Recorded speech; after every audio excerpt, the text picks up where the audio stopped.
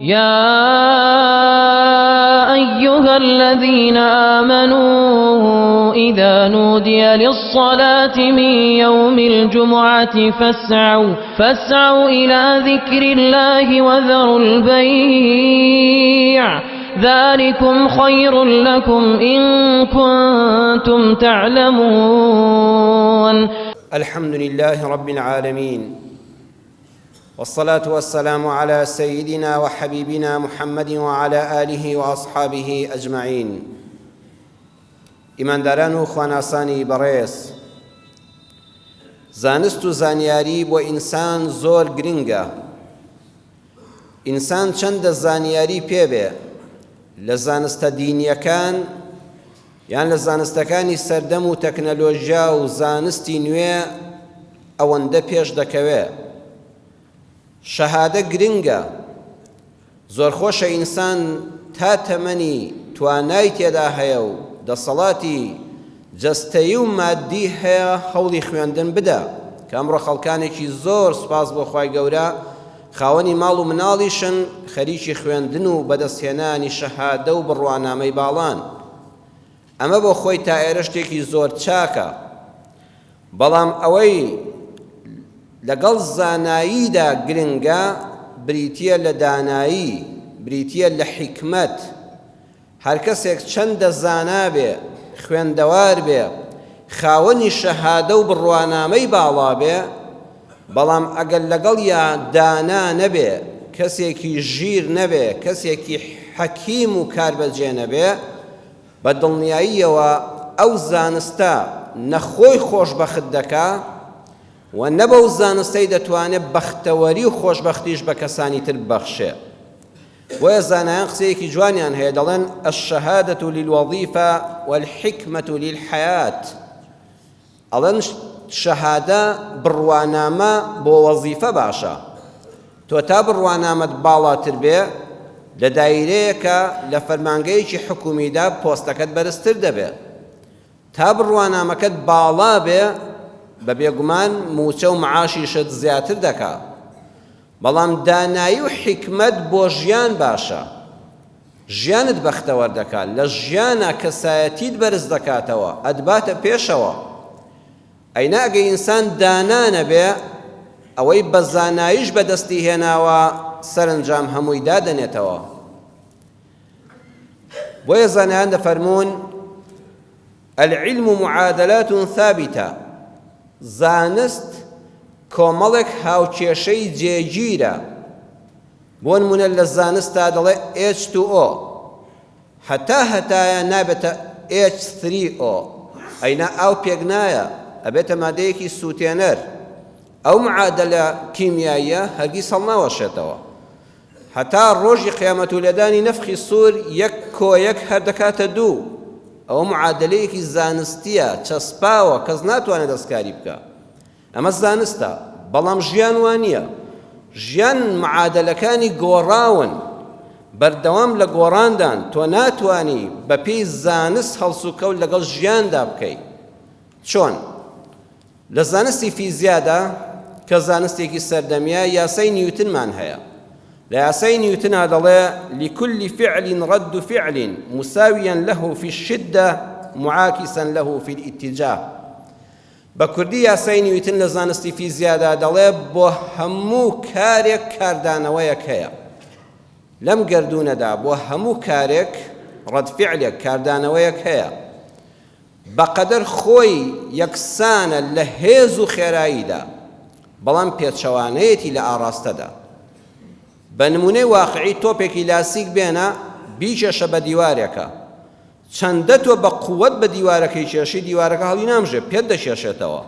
تۆ بە هێواشی بۆی فڕێدا، ئەو بە هێواشی دەیداتەوە. تۆ زۆر بە قووەت بۆی فڕێدا، دیوارەکە تۆپەکەت بە قووەت دەداتەوە. بەڵام پێچەوانن لە ئاڕاستەدا، تۆ بەو ڕووە هاویشتوتە، ئەو بە پێچەوانەی ڕووی تۆ. هەموو کارێک بە حسابی زانستی کاردانەوەیەکی هەیە. بەڵام حکمت و دانایی پێمان دەڵێ شەرت نییە تۆ لە ژیانتا بۆ هەموو کارێک کە بەرامبەرت دەکرێ ئیلا کاردانەوەیەکت هەبێ. لە ڕووی زانستیەوە هەر کەسێک قسەیەکی بەرامبەر کردی ئەبێت تۆ قسەیەکی بەرامبەر بکەیەوە ئەوە زانست وا دەڵێ بۆ هەموو کارێک کاردانەوە هەیە بەڵام لە ڕووی ئینسانی دانا و ژیر و عاقڵەوە کە حکمەتی هەیە جاری وا هەیە کەسێک قسەیەکت بەرامبەر دەکا بەهێزترین وەڵام ئەوەیە هیچی بەرامبەر نەڵێی بێدەنگ بێ ئەوە بە پێچەوانەی یاساکانی زانستەوەیە بۆ هەموو کارێک کاردانەوە نەبوو جاری وا هەیە ژنی عاقڵ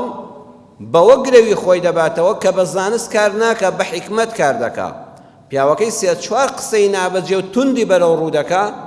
خۆ لە ڕووی زانستیەوە و مافی خۆیەتی ئەویش دووسێ قسە بکاتەوە بەڵام ئەم بێدەنگ دەبێ ئەو بێدەنگیە باشترین وەڵامدانەوەیە بەرامبەرەکەی دەمکوت کرد چونکە کەم هیچی جواب نەدایە و بۆ خۆی بێدەنگ دەبێ قسەکان یەکتری ڕاناکێشن زۆر جار عاقڵترین کەس ئەوەیە کاتێک کە بەرامبەرەکەی کردارێک دەنوێنێ ئەم وا خۆی نیشان دەدا نەگوێی لە هیچ بووە نە هیچی بینیوە خۆی نابیست و ناگۆ دەکا بۆ نمونە کەسێک لەسەر شەقامێکە تۆ دەبینێ و ڕەمبێ تۆ هەڵەیەکی بچووکت کردبێ ڕەمبێ نەتکرد بێ فول لایتێکت بۆ لێ دەدا و سێ چوار هۆڕم بەسەریەکەوە لێ دەدا و دەیەوێ بیشکێنێتە سەرت و تۆ ئەگە بە پێی زانست بێ دەبێت تۆش خێرا فول لایتێکی بۆ لێ دەیەوە و سێ هۆڕنیکەی زیاد لێ دەی و تۆش ڕاکەی بۆی دەست ئاوا لێ بکەی ئەمە ڕەوی زانستیەوە بەڵام حکمت پێت دەڵێ عاقڵترین کەس ئەو کەسەیە لەو کاتەدا سەیاقی دووەم کە هەڵەی بەرامبەر کراوە و هەڕەشەی لێ کراوە و دەستی لێ بەرز کراوەتەوە ئەگە خوا ڕەحمی پێ بکات دانابێ خۆی وا ئیهمال دەکات نە گوێم لە هیچ هۆڕنێک بووە نە چاوم لە هیچ فول لایتێک بووە نە ئاگام لە تۆیە خۆی دەڕوا شتەکە کۆتایی پێدێت چەند کەس لەم شارانەی ئێمەدا تووشی دوژمنایەتی گەورە بوون و چەند ساڵە پێوەی دەتلێنەوە لەسەر یەک کاردانەوەی ئاوا کابرا هۆڕنێکی بۆ لێداوە ئەم دوو هۆڕنی بۆ لێداوەتەوە ئەو کتێتی دابەزە دەستی ئاوا لێکردو ئەویش بۆی دابەزیەوە ئێستاوەتە چەند بنەماڵ تێوە گلاون دەی حەکیم و کاربەجێیەکە خۆی وا ئیهمال دەکا ئەوە عاقڵە ئەوە غەبی نییە ئەوە جێل نییە ئەوە ئەو پەڕی عاقڵە خۆی وا لێ دەکات نە هیچی بینیوە نە هیچی بیستووە ئەڕوا بەکاری خۆیدا تێدەپەڕێ زۆر جار ئەو پەڕی ئازایەتی حکمەتی ئازایەک لەوەدایە کەسێک لە دەوەرە پێشەوە بۆم ئەم دەڕوا ئەچێت سواری سیارەکەی دەبات ئەڕواتەوە ژوورەوە ئەچێتەوە ماڵەوە ڕەمبێت لەو دەقەیەدا بڵێن فڵان کەس ئینسیحابی کردو پاشەکشەی کردو ترساوە بەڵام لە سەرنجامە ئەم بردوویەتیەوە ئەم خۆی لە بەڵاو کێشەیەکی گەورە پاراستووە ئەو لە فیتنەیەک خۆی و منداڵەکان و نەوەکانی داهاتووی پاراستووە ئەو پەڕی ئازا بووە ئازا بە یاعتیباری کۆتاییەکەی بۆیە حکمت و دانایی زانست چەند بەهێز بێ ئینسان چەند پاڵەوان بێ لە ڕووی بازووەوە ئەگەر دانایی لەگەڵ نەبێ نەخۆی بەختەوەردەکا نەدەتوانێت خەڵکانی تریش بەختەوەرکە نەخۆی پێ لە بەڵا دەپارێزرێ نەدەتوانێت خەڵکانی تریش لە بەڵا موسیبەت بپارێزێ زانایان فەرموویانە قیمەت الذەکای ئەحیانەن ئەن تخفی ذەکاءەکە لوتکەی زانست ئەوەیە زۆر جار زانستەکەت بشاریەوە چەندە زانابی زانستەکەت بشاریەوە و بەرامبەر هەست بکە کە تۆ هیچ نازانی وقیمەت الفەهمی ئەحیانەن ئەن تتەظاهەڕە بئەنەکە لەم تەفهم لوتکەی دانایی و حکمەتیش ئەوەیە زۆر جار خۆت وا حاڵیکەی کە هیچ تێنەگەیشتووی بەرامبەر وا بزانێت تۆی خەڵەتاندووە تۆ چاک دەزانی بەرامبەر دڕاز ناکە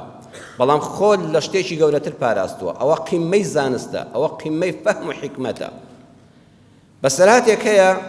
شێخی ئیبن کەثیر ڕەحمەتی خوای لێبێ ئەو زانا گەورەی ئیسلام کە تەفسیری ئیبن کەثیری هەیە کە مێژووی گەورەی ئیسلامی نووسیوەتەوە هەم مفەسیرە هەم مێژوو نووسە ئیمام ئیبن کەثیر لە کتێبە بەناوبانگەکەیدا البیدایە والنیهایە کتێبێکی زۆر بە نرخی هەیە پێڵەن کتێبی البیدایە والنیهایە لە مجەلەدی دەدا لە بەرجی دەیەمی ئەو کتێبەدا بەسەرهاتێک دەژێڕێتەوە ئیمام ئیبن کەثیر دەفەرمێ خەلیفەی عەباسی بە ناوی مەهدی ڕۆژێک دەوری مەجلیسەکەی و کۆشکی خەلافەتی زۆر قەڵەباڵغ دەبێ بە سەدان خەڵکی لێ دەبێ لە وەزیرەکانی و لەوانەی ئەندامی مەجلیسی شوڕای ئەو سەردەمە بوون و لە کەسایەتیە ناسرا و ڕێیز عەشیرەتەکان و هۆزەکان و هەموو هاتوون و کۆبوونەوەیەکی جەماوەری فراوان هەیە خەڵکێکی یەکجار زۆر لە مەجلیسەکەیدا دەبێ. کابرایەکی فەقیر حاڵ یعنی جل شەڕ بە مانایەک بە سواری گوێ درێژە کات و ئەسپی ئەو کاتەی پێ نەبووە، وەکو ئەمڕۆڵی بە ماتۆڕە کات و سارێکی مۆدیل بەرزی پێ نەبووە، هات و هەرچی هاواریان کرد پاسەوان بۆیان نەگیرە، هاواری کرد خەلیفەی موسڵمانان شتێکی زۆر بە نرخ و گرنگم پێ دەبێ بدگەمێ. خەلیفە لەبەر حرمەتی خۆی و مەجلیس و بۆی مەجلیسەکە نەشێوێ ئاماژەی بە پاسەوانەکانی کرد ڕێگەی بدەن. دیارە لە دەشتێکە دانیشتون و جەو خۆش بووە، مەجلیسەکە فراوان بووە. کابرا هاتە پێشەوە و دەستی کرد بە توورەکەیەکە و نەعلێکی کۆنی دەرێنا، نەعلێکی زۆر کۆن. وتی خەلیفەی موسڵمانان، من لە باب و باپیرانمانەوە ئەوەی شانازی پێوە بکەین و هەمان بێ ئەم تاکە نەعلەیە. وتی چۆن؟ وتی ئەم تاکە نەعلە لە پێکراوە لەعل و پێڵاوی پێغەمبەری خوا صلی الله علیه وسلم، لە پێغەمبەری خواوە بۆمان ماوەتەوە پشتا و پشت تا دەستگەیشتۆتە دەستی من. منیش ویستم ئەمە لە لای من نەفەوتێ، ئەمە قابل بە خەلیفەی موسڵمانانە و ئەو دەسەڵاتدارە بەهێزەیە کە پارێزگاری لەم پێڵاوە بکە، لەو نەعلە بکە کە قاچی حەزرەتی ڕەسوول الله صلی الله علیه وسلم چۆتە ناویەوە. خەلیفە وتی لەسەر کورسیەکی گەورە دانیشتبوو، هاتە خوارەوە، هات و نەعلەکەی لە کابرا وەرگرت و ماچی کرد و لەسەر سەری خۆی داناوتی بە قوربانی پێغەمبەری خوا بم صلی الله علیه وسلم. پێغەمبەری خوا پێڵاوێکی لە پێکرد بێ، ئەو پێڵاوە لەسەر سەرمان زۆر بە حرمەتە وەریگرت و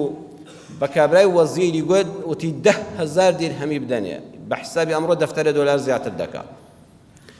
کە ڕۆیشت خەڵکەکە مەجلیسە، کابراش ڕۆیشت و چوە لە دوا وردەوە دەڕۆی بە ئیشی خۆی گەیشت. کە جەماعەتی مەجلیس کۆتایی پێهات، هەندێک خەڵکی ڕاوێژکار و وەزیر و ئەوانە لە دەوری مابوونەوە پێیان سەیر بوو خەلیفە هەروە بە قسەی کابرایەک بڕوای کرد و ئەو تاکە نەعلە کۆنەکی ئەم سەردەمەیە لەوانەی 20 ساڵ لەمەوە بەربێ ئاوا بەو شێوەیە وەریگرت. وتی سەرتان سوڕما بوو کاتێک کە ئەو پیاوە هات و من ئەو تاکە نەعلە هاتمە خوارەوە بە حرمەتەوە ماچم کرد و لەسەر سرم دانا. یعنی ئێوە دەزان زیرەکی خەلیفەتان فەرمانڕەوای وڵات ئەوەندە تێگەیشتنی نییە بزانێ ئەم تاکە نەعلە وەڵڵی پێغەمبەری خوا هەر نەشی دیوە، هەر لە زمانی ئەویشا دروست نەکراوە، چ جای ئەو زاتە لە پێی کرد بێ. تۆ بڵێ من عەقڵم بەوە نەشکێ؟ وتیان ئەی قوربان بۆ وات کرد؟ فەرمووی لەبەر حرمەتی خۆم. ئەزانن مەجلیسی ئەمڕۆمان چەند قەڵەباڵغ بوو، نوێنەری هەموو شارەکان و وڵاتی تێدا بوو. وەڵڵی ئەگەر بێت و من ئاوا نەبەزیمە لەبەر خاتی ئەو نەعلانی کە بە ناوی پێغەمبەرەوە هاتبوو صلی الله علیه وسلم، ئەم کابرایە فرسەتی لە مەجلیسەکەی هێنا و لێم نزیک بووەوە، دڵنیام بتمدایە بابە ئیهمالی کەنەوە چییە تاکە نەعل چییە بۆم نیدێنی کەی پێغەمبەری خوا صلی الله علیه وسلم نەعلی ئاوای هەبووە. دەڕۆیشتە دەرەوە و دەیکرد بە دەنگ و باس و دەیگوت کوڕە خۆ ئەو هەموو خەڵکە ئاگای لێ بوو ئەو خەلیفەیە حرمەتی پێڵاوەکانی پێغەمبەری خوای نەگرت. دەیکرد بە دەنگ و باس و دیعای و پروپاگەندە لە دژم. خەڵکیش عادەتی وایە،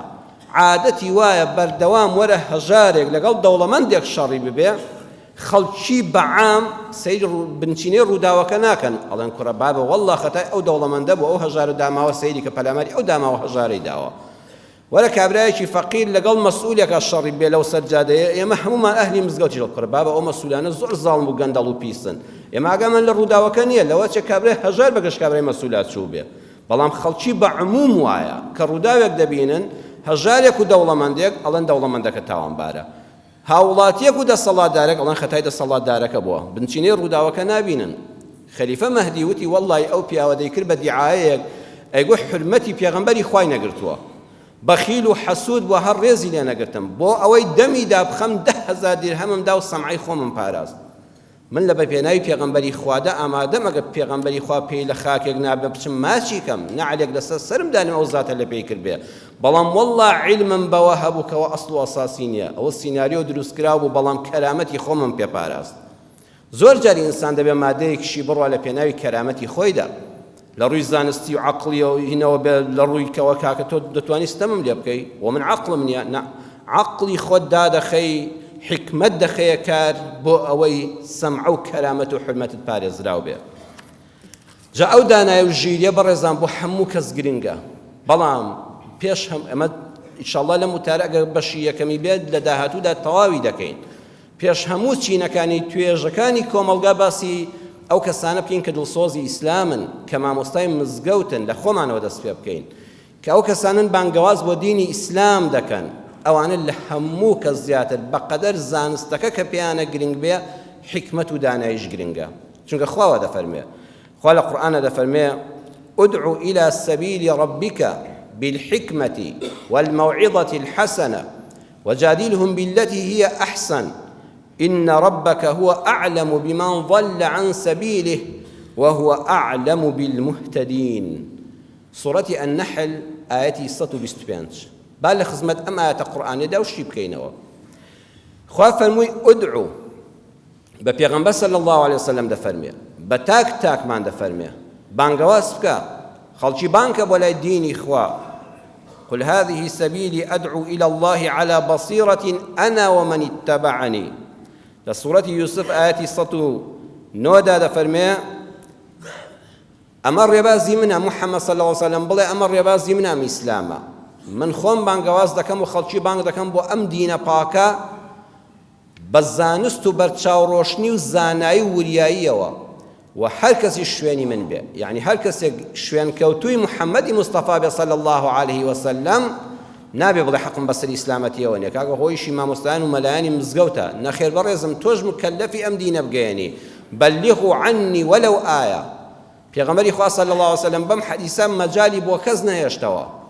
بەلیغوا عنی وەلەو ئایە چێ هەیە لە ئێوە فاتیحە نەزانێت کە حەوت ئایەتە ئەگەر یەک ئایەتی قورئان بزانی واجبە ئەو ئایەتە بە کەسێکی کە بڵێ بە خێزانت بە منداڵت تۆ پێشمەرگەی لە مەقەڕێکا لەگەڵ دوو سێ هاوڕێتا دانیشتون لە زیاتی بوختان و سیاست و ئەم لاولای خەڵکی بکەن ئەگەر ئاەتێک دەزانی وەرە فێریەکێشکەیکە حەدیسێک دەزانی وەرە دینەکە بگەیەنە ئەو حکمێکی نوێژ نازانێ وەرە فێریکە دینەکەی لە بەرچاو ڕۆشن کە تۆ شتێکت خوێندۆتەوە لە مزگەوت تا خوتبەیەکت باشتر بیستۆ شتێکی مامۆستا فڵان کەس لە بیرە بۆیان بجێڕەوە مەجلیسەکەی پێ ئاوەدان بکەوە بەلیغوا عنی وەلەو ئایە تەخفیفە تەکلیفە بەلیغوا دەبێ ئەم دینە بگەیەنی واجبی یەک بە یەکی جەنابیشتانە وەکو من واجبمە لەسەرم بەڵام تەشریفیشە ئەوە شەرەفە ئینسان لە جیاتی پێغەمبەر دین بگەیەنێ تۆ با لەو شەرەفە بەرت کەوێت تەخفیفیشە ئەگە هەموو دینی ئیسلامت پێناگە خۆ ئاەتێکی قورئانت پێدەگا بەڵام بەچی بە پوختی بیگەیەنی ئەم دینی ئیسلامە وەڵڵاهی بەڕێزان وەکو ئاوێک وایە کە ئەو ئاوە دەرمان و دەرمانی نەخۆشی بێ تێرکەر و تێراوکەری کەسی تینوو بێ هەموو کەس واجبە ئەو نەخۆشانی کە لەم دنیادا هەن و کەسان کە ئیسلامیان پێ نەگەیشتووە عەقیدەیان نەخۆشە بیر و باوەڕیان نەخۆشە داماوە تێ نەگەیشتون واجبە من ئەگە 100 لێ ئاو بەرم تۆ بەلانی کەمە بێ پەرداخێک پیاڵەیەک ئاو بەری بەڵام زۆر گرنگە ئاوەکە بە پوختی بەری ئێستای وایە ئاوێکی پوختی پێدا بنێرە بۆ شوێنێک یان پیاڵەکە دەشکێنێ یان تفی تێدەکە یان پیسی دەکە بە پیسی نابێ بیگەیەنی ئەگەر وەک خۆی نەیگەیەنی زەرەت زیاتر داوە ئەب ئیسلامەتیش خۆی پاکە خۆی دەرمانی دەردەکانە ئەبێ ئاوە بە پوختی بیگەیەنی ئەو خەڵکە وەڵاگە بە پوختی نەیگەیەنی هەر نەیگەیەنی باشترە غەدر لێ کردووە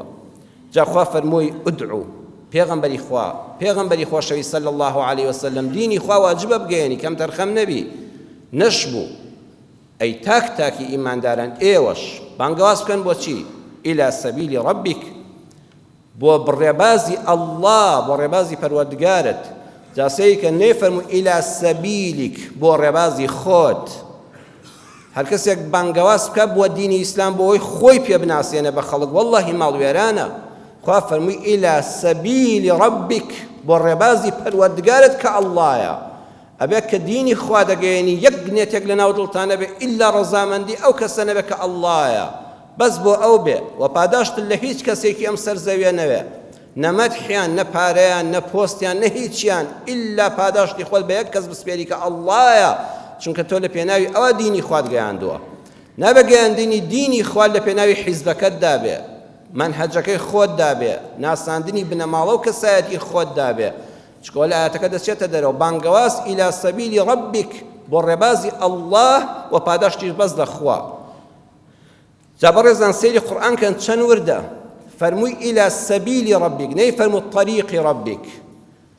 بۆیە ئەگە کەسێک خوا نەخواسە ڕەخنە لە یەک فەقەرەی ئەم قورئانە بگرێ ئەو پەڕی نەزانە نەخوێندەوارە هەر هیچ حاڵی نەبووە وەرە لە زانایانی زمان بپرسە ئەم قورئانە چه حکمت و گەورەیەکی تێدایە خوا فەرمووی سەبیلی ڕەبیک نەیفەرموو طەریقی ڕەبیک. باشە طەریق و سەبیل چ جیاوازیان هەیە؟ زانایان پێمان دەڵێن سەبیل ئاسانی تێدایە، ڕێگایەکی ئاسان پوخت و خاوێن، بەڵام طەریق ڕەنگە ڕێگاکە سەختیش بێت، جار هەیە ئاسانە بە زۆری سەختە. ڕێگای شاخاوی و عاسێ و دڕکاوی و پڕ چاڵ و چۆڵ پێی دەڵێن طەریق، بەڵام ڕێگایەکی ئەم سەرا و سەردیاری تەختی خۆشی بێ دڕک و داڵی بێ گرفتی بێ پێچی بێ لۆف و بێ پێچ و پەنا پێی دەڵێن سەبیل. خوا فەرمووی ئیسلام سەبیلە، ڕێگایەکە، ڕێبازێکە، بەرزی و نزمی و چاڵی و چۆڵی و دڕک و داڵ و عەزیەت و ئازاری بۆ کەس تێدا نییە. ئەو سەری دیارە دەتگەێنێتە ئامانج کە بەهەشتە. خەڵکی بۆ ڕێگای ئەم ئاسانیە بانکەن. وەڵڵا دینی ئێمە دینی ئاسانە. ئینە الدینە یوسڕ. پێغەمبەری خوا صلی الله علیه وسلم فەرمووی خەڵکینە ئەگەر ئیسلام دەناسن ئیسلام دینێکی ئاسانە، دینێکە قورسایی تێدا نییە بۆ خەڵک. وما جعل عليكم في الدين من حرج. خوا لە سوڕەتی حەج ئاەتی 78 دەفەرمێ هیچ شتێکی سەختم لەم ئاینەدا بۆ ئێوە دانەناوە. شتێک نە لە ئیسلامدا سەختی بێ بۆ ئینسان، مرۆڤ پێی نەکرێت، تەحەمولی نەکا، هەمووی ئاسانە. يسرا ولا تعسرا وبشرا ولا تنفرا. پەیامی پێغەمبەر صلی الله عليه وسلم بۆ دوو بانگ خواست، بۆ دوو مەلا، بۆ دوو عالم. کاتێککە معاذی کوڕی جەبەل هەروەها ئەبوو موسای ئەشعەری دوو سەحابەی بەڕێزی بانکردن و لە مەدینەوە ناردنی بۆ یەمەن. فەرمووی ئێوە نوێنەری بن و دینی خوا بگەێنن. ئامۆژگاری تا دەکەم بەم چواروشەیە. فەرمووی هەمیشە دینی ئیسلام بۆ خەڵک ئاسانکەن، دین لەسەر خەڵک قورس مەکەن. فەرمووی هەمیشە موژدەی لێخۆشبوون و ڕەحمەتی خوا بە خەڵک بگەێنن، خەڵک لە دینی خوا مەتوەرێنن، ئەوەندە خەڵک مەترسێنن وا بزان خوا لێ خۆش نابێ. ئەمە هەر کەسێک کە ئیسلامەتی ئاوا وەرنەگر وەڵڵا لێ حاڵی نەبووە. ئیسلامی ئێمە سەبیلە نەک طەریق. بانگی خەڵکن بۆ لای سەبیل، بۆ ڕێگایەکی ڕاست کە ئەو سەری دیارەکە بەهەشتە. فرت و فێڵ و پێچ و پەنا و گرێ و گۆڵمان نییە. دینێکمان هەیە ئاسان، دوور لە هەموو ئیحراجی و ناڕەحەتیە کە عەزیەتتدا. دینێکمان هەیە موژدەبەخش بە ڕەحمەت و لێخۆشبوونی خوا. دینێکمان هەیە خەڵکی ناتوەرێنێ، بە کەس ناڵێت تۆ ناچێ بەهەشت. ئەڵێ من ئامۆژگاری دەکەم ڕەحمی خوش لەسەر و هەمووانەوەیە،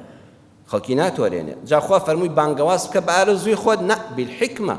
بە دانایی. ئێمە باسی دانایی و وشیاری و زانایی دەکەین بەڕێزان لە موتارەدا، بە حیکمەت، بە دانایی. دانایی یعنی دانانی هەموو شتێک، هەموو قسەیەک بە جوانترین شێوە لە جێگای گونجاوی خۆی دابیکەی، لە کاتی گونجاوی خۆی دابیکەی، بە عەقڵی ئەو کەسەش قسە بکەی کە قسەی بۆ دەکەی. بۆ نمونە کەسێک کە لە مەجلیسێکە دانیشتووان ناونانی مناڵێکی تازە لەدایک بوو، مەلۆتکەیەک 7 ڕۆژ لەدایک بوو، ناونانی مناڵ هەیە. مامۆستایەک چەندە زانابێ، قسەکانی چەند جوان و ڕێک و پێک بن، غەڵەتە، حیکمەت نییە گە بێ لەو مەجلیسەدا باسی مردن بکە. بڵێ ڕاستە منداڵێک لەدایک بوو، بەڵام بەخوا هەمومان دەمرین، خوا ئەزانێ منداڵە دەگاتە ئێوارەیان نا، خوا ئەزانە 100 ساڵ نابێ. ئەو مەجلیسە خۆ باسی مردن زۆر زەرورە، جوانە، هەرچی ئاەت و حەدیسی جوان بێنێتەوە لەسەر مردن، بەڵام بۆ مەجلیسەکە ناشێ. ئەو مەجلیسە دەبێ باسی بەرەکەتی تەمەن و دوعای خێری بۆ منداڵ و بۆ دایک و باوک و ئامۆژگاری دایک و باوکان بکەن، حەوتم چۆن دەکرێ، مناڵ چۆن پەروەردە دەکرێ، ئیشاڵڵا تەمەنیان پڕ بەرەکەت بێ. مەجلیسەکە دەبێ باسی ئەو قسانە بکەن. تۆ باسی مردن بکەی، پێچەوانەی ئەوەیە. مەجلیسی شەکرا و خواردنەوەیەکە، کەسێک دانیشتۆ ژن مارە دەکا، معقول نییە تۆ دانیشی لەو مەجلیسەدا بڵێ بەخوا ئەمڕۆم وا لە خۆشیدا دانیشتوین، خوا بکەم بەیانی نەبێتێ کێشە و تەلاق. تۆ نابێ باسی وشەی تەلاق لەو مەجلیسەیە بکەی، فەقیرە و دڵیان دەتەزێ. خۆ تەلاق سوورەتێکی قورئانە، خۆ حکمە شەرعیەکان ڕاستن، قسەکان ڕاستن. ڕەنبێ بەیانی ئەو ژن و پیاوە لێک جیابنەوە لە دەستگیرانیدا، بەڵام ناشرینە لەوێدا تۆ باسی تەلاق و جیابوونەوە و کێشە خێزانیەکان بکەی. ئەبێ باسی خۆشەویستی و تەبایی و بەیەکەوە ژیان و نوێبوونەوەی خزمەتی و دوعای خێر بۆ بووکو زاوا بکەی. گەنجێک حەماسەتی بۆم دینی خوا زۆر بەهێزە، لە سەردەمێکە شادەژین خەڵکانێکیش بە ناوی ئیسلامەوە ڕەنبێ پەلاماری ئەم گەنجە دن و بۆ کاری خۆیان بەکاری بێن و ئیسلامیش پێ ناشرین کە لە پەنای دینە. تۆ نابێ بڵێ وەڵای ئەگەر لە پێناوی خوادا خۆت بە کوش دەی، هەر ڕوح دەرچوو 72 حۆری دێتە باوەشتەوە، لە باوەش دەگرن و دەبن بۆ بەهەشت. ئەوە لەوە چێ کابرایەکی ئیرهابی ئەم گەنجە پڕ حەماسە پاکە بۆ ئیسلام بخەڵەتێنێ. بۆیە شێخ محەممەد غەزالی دەفەرمێ بحیکمەت لە بانگەوازی ئەم سەردەمەدا ئێمە بۆ گەنجەکانمان چیە بیڵێن. کتێبێکی هەیە شێخ محەممەد غەزالی عیلەل و ئەدویە، دەردەکان و دەرمانەکان لەوێدا دەڵێ الحەیات فی سەبیل الله كالموت في سبيل الله جهاد مبرور الله گەنجەکان لەسەرەوە پێگەێنن ئەمڕۆ گە جیهادیشم شێرمان بەرەی کافر و ئیسلام نازانی بەڕاستی تۆ سەر لێ دەشێوێ جیهاد لوتکەی هەرە بەرزی ئیسلامە ئینسان ڕوحی خۆی بەخوا ببەخشێ بەڵام چی سارێک پتەقێنێوانێ ماڵی کۆمەڵە خەڵک وێران کە ئێمە جیهادی فی سەبیل اللات کردووە نەوەڵڵا ئەوە جیهادی فی سەبیلی شەیطانت کردووە کابرا 30 ساڵە تا دوکانێکی داناوە 4 خێزان لەسەری دەژیا تۆ لە پەنا دوکانەکەی ئەوە خۆت پتەقێنیەوە کابرایەک بۆ 500,000 داماوە بۆتە پێشمەرگە بۆتە تر هەر شتێکی ناو دەنێ حتا ئێوارە بیری لای منداڵەکانێتی خۆیان چۆن کرێ خانوەکە بدەم چۆن شیری منداڵەکەم دابینکەم چۆن ژنەکەم بەرم بۆ عایادە تۆ بچی بیکوژی بە حسابی خۆت جیهادی فی سەبیل اللات کردووە نا گەنج تێبگەێنە بڵێ ژیان لە پێناوی خوادا وەکو مردن وایە لە پێناوی خوادا ئەوە جیهادی مەبرور و قبوڵ کرا وەرە بژی لە پێناوی خوادا وەرە حەزت بە ژیان بێ وەرە بە دکتۆرێک بە ئەندازیارێک بە مامۆستایەکی ئاینی بە پارێزەرێکی حقوقی ئینسانێکی مەزلوم دیفاعی لێ بکە بژی لە پێناوی خوادا ئەوە جیهادە ئەمە حکمەتە تۆ بە گەڵک بڵێ حەزت لە ژیان بێ نەک حەزت لە مردن بێ وەرە پردێک دروستکە نەک پردێک پتەقێنیەوە وەرە بینایەک دروستکە نەک بینایەک پتەقێنیتەوە وەرە سارەیەک بڕغوێکی دروستکە دەستت هەبێت لە ئاوەدانکردنەوەدا نەک سارەیەک پتەقێنیەوە کە نازانی چۆن دروست دەکرێت ئەوە فێری گەنج بکەی ئەوە حکمەتە بانگەواز بۆ دینی خوا بەو حکمەتە زانایان دەفەرمون لای نەخۆشێک دانیشتی وتی قورئانێکم بەسەرا بخوێنە نابێت دەستخەیە سەری و ئاەتی یعرف المجرمون بسیماهم فیؤخذ بالنواصی والأقدام بەسەرا بخوێنی بڵێ مجرم و تاوانبارەکان لە جەهەنەما بەنێو چاوانیان دەناسرێنەوە تۆ دەست لەسەر دەستی سەری نەخۆشیەکە ئەبێ دوعای شیفای بۆ بخوێنی ئەبێ ئەو دوعانەی فەلەق و ناس و ئیخلاصی بەسەرا بخوێنی خۆ ئەمە هەموو قورئانە بەڵام ئەم قورئانە بۆ ئەوێ نابێ خەموو بڵێ خۆم کەلامی خوا دەخوێنمەوە بەڵام کەلامی خوا ئەبێ بۆ کەسی گونجاو لە شوێنی گونجاو بۆ ڕووداوی گونجاو بیخوێنێەوە چۆن خوا قورئانەکەی پۆل پۆل دابەزاندووە لە ئەمر بە چاکەونەهی لە خراپەدا گەیاندنی ئەم دینە بەڕێزان نابێ بێدەنگ بین ئێمە لە ئاستی خراپەدا ئیسلامەتی ئەوە نییە ئینسان بێعیزەت بێ حکمت ئەوە نییە بێعیزەت بێ ئەبێ زۆر وریابین ئەمر بە چاکەونەهی لە خراپە واجبی سەرشانی هەر یەکێک لە ئێمەیە بەڵام حکمت بەکاربێنی تەماشای ئەو کەسەکەی لە چ بارودۆخێکدایە سیرکەی بەم ئەمر بە چاکەونەهی لە خراپە کارەکە خراپتر نابێ خوا نەخواستەکە خراپتر بوو هەر دەستی لێ نەدەی باشترە جاری وا لەوانەیە ڕووداوێکی نەخوازراوی قورستر ڕووبدا وەک خۆری لێ نایەتەوە زانایەکی بەناوبانگمان هەیە پێی دەڵێن شێخ عەبدوڕەحمان السەعدی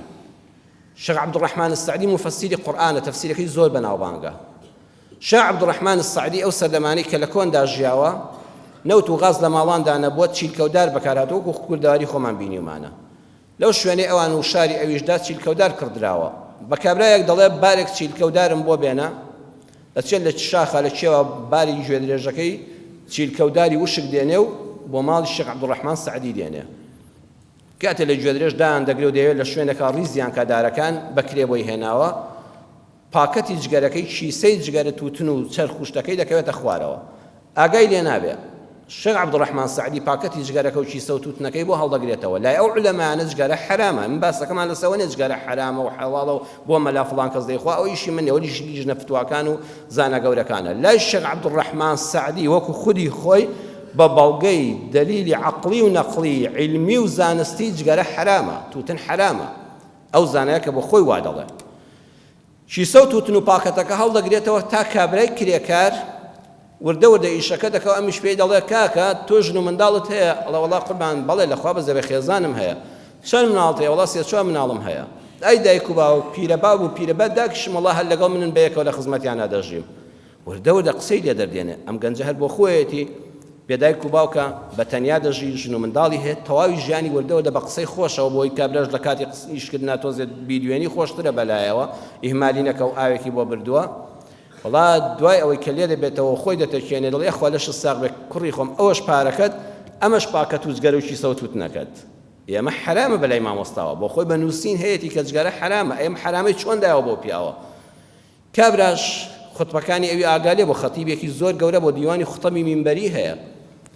دەڵێ قوربان شەرمەزارم یعنی وەکو کەسێک ئێستا لای ئێمەی مامۆستایانی کە خەڵک بە حورمەتە هێنا خۆ چ منەتێکی بە تۆیە کابرایەک چای بە من بکەی و شوشەی عەرەق لە جیفانیا بێ ئەگەر احترامت بگرێ لە بەرخوا تەریق دەبێتەوە پێی ناخۆشە تۆ مامۆستای ئاینی ببینی ئەو عەرەقی پێیە لای ئەو علەمایانە جگەرە و عەرەق وەکو یەک حرامە کابرا تەریق دەبێتەوە گەنجێکی بە ئەدەب دەبێت ئەڵێ وەڵی قوربان داوای لێبوردن لێ دەکەم وەڵی لە مناڵیەوە مبتەلا بووم بە جگەرە ژێشان و وەڵی دارکردن و کەسابەتیش بەبێت جگەرە و تووتن ناکرێ عەفوم کە بەڵام پێم سەیرە قوربان ئەوە چۆنیە جەنابەت هەر یەکسەر نەچووی نەتسووتاند هەر فڕێن نەدایە زێرە ئەبەوە ئەی چۆن داتمەوە ئا بە ئەمانەتەوە پاراستوتەوە هەڵت گرتووە وتی کوڕی خۆم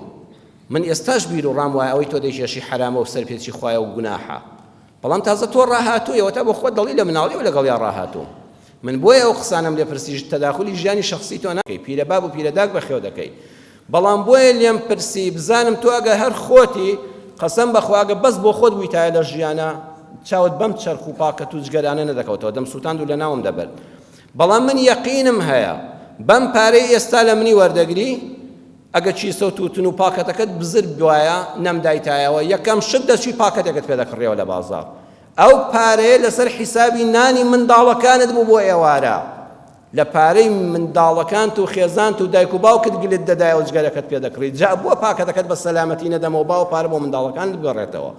من سەیری بارودۆخی تۆم کرد نەهی لە حرامەکە سەیری بارودۆخی کەسەکە دەکەم بەخوا ڕۆڵە تۆ جگەرەکەت هەر دەکڕیەوە ئەو جگەرە کڕینەوەیش بە بزربوون و سووتاندنی ئەم پاکەتە جگەرەیەت زەرەدی لە قوتی ئەو منداڵە ساوایانە دەدا و زوڵمەک بوو لەوان وەیە من نەمی زوڵم لە منداڵەکانت بکەم خوا هیدایەتت بدا و بەسەر خۆتا زاڵ بە کابرا لەوێ هەردە حەپەسێ ئەم پیاوە چەند بە نەرمی چەند بە جوانی قسەی لەگەڵ دەکات چەند بە ڕێزە وێ دڵت جەنابی شێخ گردن مازاکە دوعای خێرم بۆ بکە وعد و بەڵێم بێ ئەمەدا دوجار مەجگەرە بکێشمەوە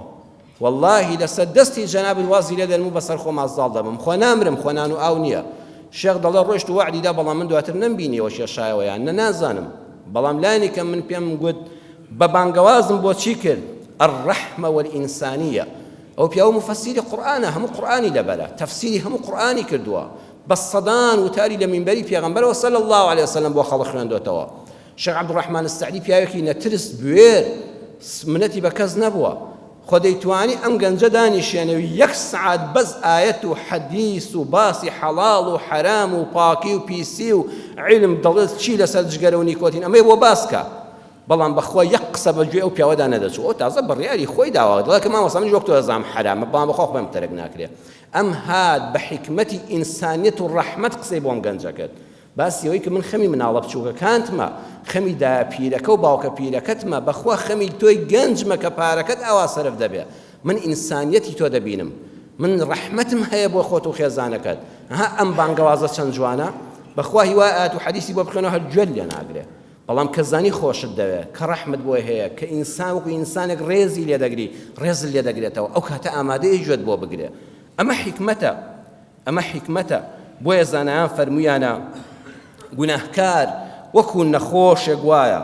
نەخۆش کە دەچێتە بەردەستی دکتۆر پێویستی بە چییە الشەفەقەت والڕەحمە پێویستی بە سۆزە بە میهرەبانیە چەند جوانە دکتۆر بە ڕەحم و بەزەی بێ لەگەڵ نەخۆشە دەکرێت دکتۆر لە نەخۆش بدا زلەی لێ بدا قسەی پێ بڵێ لێی تووڕە بێ نا ئەبێ زۆر بە سۆز و میهرەبان بێ ئینسانی گوناهباریش کاتێک تۆ بانگەوازی دەکەی بۆ لای خوا کە دەتەوێت پێی بڵێ ئەمە بێت شەرعیە کاکە ئەمە گوناح ئەمە حرامە و خوا وا دەفەرمێ پێغەمبەر صلی الله عليه وسلم وا دەفەرمێ پێویستت بەوە نییە تەوبیخی کەی بیشکێنی کەسایەتی بڕوشێنی لێی تووڕەبی وەکو چۆن دکتۆرەکە بۆی نییە لێی ناوەشێتەوە حکمت ئەوەیە ڕەحمەت و بەزەیت بەسەریا بێ بۆیە زانایان زۆر جوانیان فەرموویانە مهمة المتدينين علماء كانوا أو غير ذلك ئیشی بانکخوازان مامۆستایانی ئاینی بن یان خەڵکی دڵسۆزی ئیسلام بن و هەمومان ئەوەیە ئەن یەأخذوا بأيدي الناس إلى الله لا أن يقفوا بينهم وبينه ئیشی ئێمەی مسلمان مامۆستایانی بەڕێزی ئاینی ئێوەی بەڕێزی ئەهلی مزگەوت لە خوشکان و برایان ئیشی ئێمە ئەوەیە دەستی ئەو خەڵکە بگرین بڵێن وەرە ئاش بەوە لەگەڵ خوا وەرە تۆ چەند گوناهبار بی ڕەحمی خوا گەورەترە وەرە کارەکەت غەڵەتە بێ شەرعیە بەڵام وەرە باش تێکیشت بۆ قیامەت پێ بێ وەرە ئەمەش ڕێگا ڕاستەکەیە دەستی خەڵک بگری بۆ لای خوا نەک بە پێچەوانەوە بچی لە شوێنەکە بوەستی بڵێ ئەم لایە هی خوایە و ئەمەش خەڵکە نایەڵم بەخوا بگەن بڵێ خەڵکی نەتازەیەوە لە خوادا بڕان نەفرەتتان لێ بێ نابی ئینسان لە بینی خەڵک و خوادا ڕاوەستێ ئەوە زۆر خەتەرە بەهۆی تۆوە خەڵک لە خوادا ببڕێ بەهۆی قسەکانی تۆوە خەڵک لە خوادا ببڕێ ئیسلامێک دینی ڕەحمەتە. جا ئاەتەکە مابووی بەڵام کاتی خوتبە تەواو بوو ئینشاءالله هەڵی دەگرم بۆ وتاری داهاتوو ئەم ئاەتە قورئانیە باسی مەوعیزەی حەسەنە لەسەر حیکمەتیش و هەموو چینی توێژەکانی کۆمەڵگا ئەوەندەی دەرفەت و کاتی خوتبە هەبێ ئینشاءالله زیاتر دەدوین. یا ربی خوای لە دینەکەی خۆت باشتر حاڵیمان کەی، خوایە قبوڵمان کەی بە خزمەتکارێکی بچکۆلەی ئەم دینە، خوایە بۆ قیامەت شتێکمان پێبێت کە ڕوومان بێ لە حزوری تۆ پێغەمبەرەکەتا صلی الله علیه وسلم بڵێین خوایە دینی خوامان بە جوانی گەیاند. خوای پەروەردگار ئەوەی کەوا دەیڵێن دەی ئەنجامی دەدەین لێمان قبوڵ کەی بە ڕەحمەتی خۆت، لە ئیسلامەکەت باشتر شارەزامان کەی، حکمت و داناییمان لەگەڵ زانستە باشتر پێ ببەخشی، باشتر فەهمی حەڵاڵ و حەرام بکەین، باشتر فەهممان هەبێ، حکمت و داناییمان هەبێ لە گەیاندنی پەیامەکەی تۆدا. یا ئەرحەم الراحمین، یا ئەکرەم الئەکرەمین، یا شافی، یا ئەڵڵا ئەوەی نەخۆشە خوایە شیفای بەخێری بۆ بنێری. یا ربی خوایە ئەوەی نەخۆشە شیفای بەخێری بۆ بنێری. هەر کەسێ لەش بە ئازارە خوایە ڕەحمی پێ بکەی، هەر کەسێ دڵتەنگە خوایە دڵخۆشی کەی. یا ربی خوایە ئەوانەی نەخۆشی نەفسیان هەیە خوایە ڕزگاریان کەی. یا ربی خوایە جەر دەخەنە بخەیەوە سەر لێوەکانیان، ئەوانەی کێشەی خێزانیان هەیە خوای ئیسلاحی حاڵیان بکەی. هەر ژن و مێردێک ناکۆکن خوایە ڕەحمیان پێ بکەی، ماڵەکەیان پڕکەوە لە بەختەوری و شەیطان و شەیطان سیفەتان لە بەینیاندا بچنە دەرەوە. یا ربی خوایە عاقبەتی هەموو لایەکمان بەخێر بجێڕی. خوایە کوردستانمان پارێزراوکەی، خوایە کوردستانمان پارێزراوکەی، خوایە ئەم میلەتە کوردە لەگەڵ هەموو گەلانی جیهاندا، لەگەڵ هەموو جیهاندا پارێزراوکەی لە نەخۆشیەکان، لەم ڤایرۆسە خەتەرناکانەی کە بەرەو ڕووی جیهاندێ خوایە ئەم کوردە تەحەمولی ناکە، زۆر هەژار و داما و لێقەوماوین، خوایە ڕەحممان پێ بکەی. خوایە سەرباری نەهامەتیەکان ئەو نەخۆشیە ڤایرۆسیانەش ڕوو نەکاتە وڵاتمان. خوایە ڕەحم بە هەموو مرۆڤایەتی بکەی، لە هەر شوێنێکە ئینسانێک توش بۆ خوایە شیفای بۆ بنێری. خوایە هیدایەتی ئێمەش و ئەوانیش بدەی بۆ ڕێبازی ئیسلام، عاقبەتمان بەخێر بجێڕی. ئامین ئامین والحمد لله رب العالمين. يا